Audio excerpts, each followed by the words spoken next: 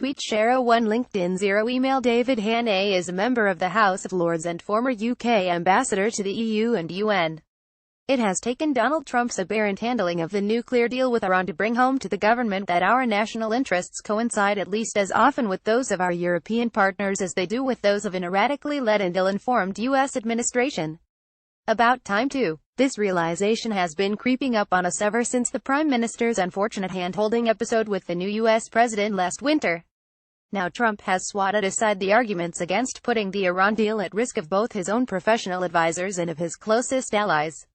He has embarked on a course of action which could very possibly result in Iran over time acquiring nuclear weapons, and one which runs the risk of triggering yet another conflict in the Middle East, a region on which we continue to depend for imports of oil and gas, for a substantial portion of our exports, and to which we are particularly vulnerable from large migratory flows.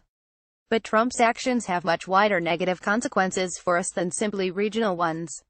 Our government has, quite rightly, identified as a major national interest the preservation and, where possible, the strengthening of a rules-based international order. But here is the country we call our closest ally systematically dismantling that order, dropping out of the Paris Climate Change Accords and acting contrary to them, withdrawing from UNESCO, pulling out of the Trans-Pacific Partnership negotiations and seeking to renegotiate the North Atlantic Free Trade Area.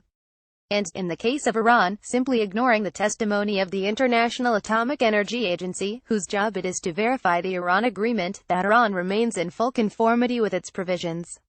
Hardly an encouragement to anybody trying to find a diplomatic solution to the tensions arising over North Korea's nuclear weapons program. And which countries are in the lead in resisting this bonfire of international rule? Our European partners.